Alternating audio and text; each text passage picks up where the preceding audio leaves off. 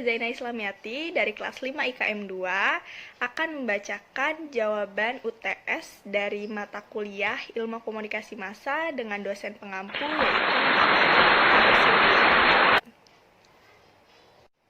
Pertanyaan nomor 1 ialah jelaskan definisi komunikasi massa menurut Severin dan Tankard dalam bukunya Communication Theories, Origins, Methods, and Uses in the Mass Media.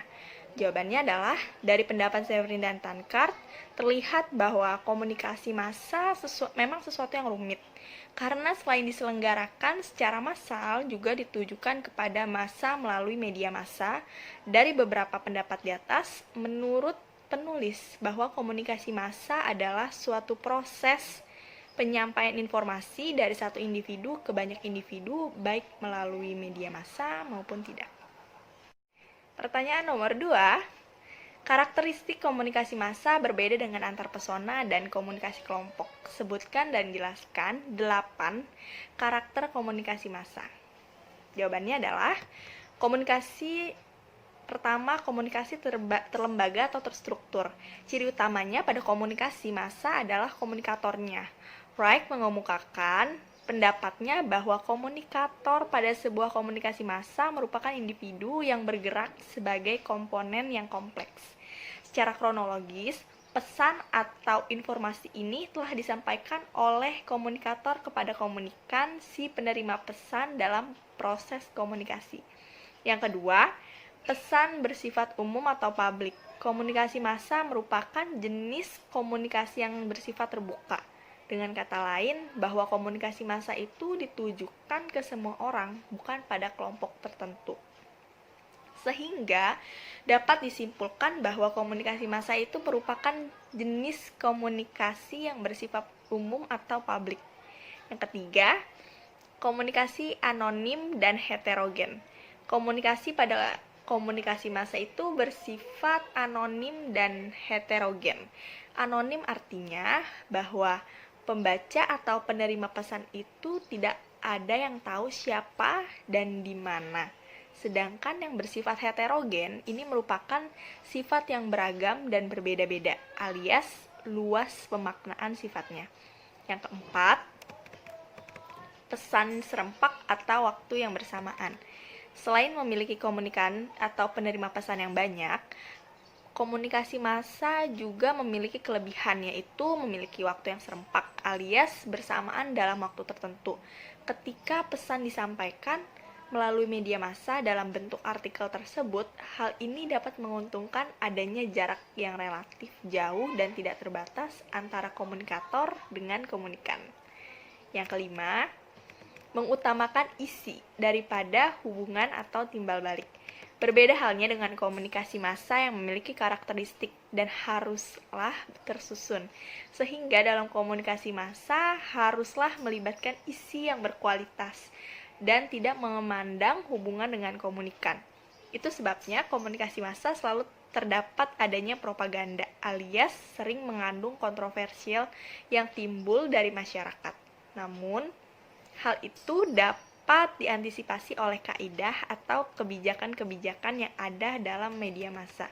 Yang keenam, bersifat satu arah. Dalam komunikasi massa, sebenarnya antara komunikator dengan komunikan yang berperan aktif, namun keduanya tidak bisa berdialog atau berkomunikasi secara langsung seperti yang terjadi pada proses komunikasi antarpersonal. Hal inilah yang membuat komunikasi massa ini bersifat satu arah. Yang ketujuh, stimulasi alat indera terbatas. Stimulasi alat indera pada komunikasi massa bergantung pada jenis media massa yang ada. Seperti halnya pada media massa, melalui surat kabar, seperti koran atau majalah, yaitu hanya menggunakan indera penglihatan, yaitu mata.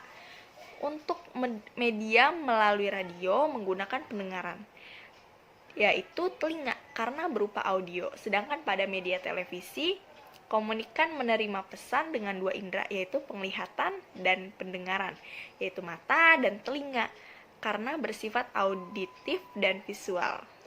Yang kedelapan, yaitu umpan balik. Seorang komunikator tidak hanya fokus pada ucapan komunikannya, namun juga gerakan panca indera, serta gerakan lainnya yang dapat diinterpretasikan oleh komunikan.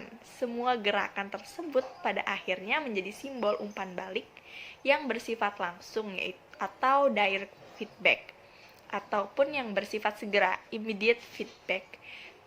Kemudian, respon halayak bisa diterima melalui berbagai media, baik media komunikasi modern maupun langsung dalam bentuk komunikasi verbal ataupun komunikasi non-verbal, selama respon tersebut masih dalam ruang lingkup komunikasi massa.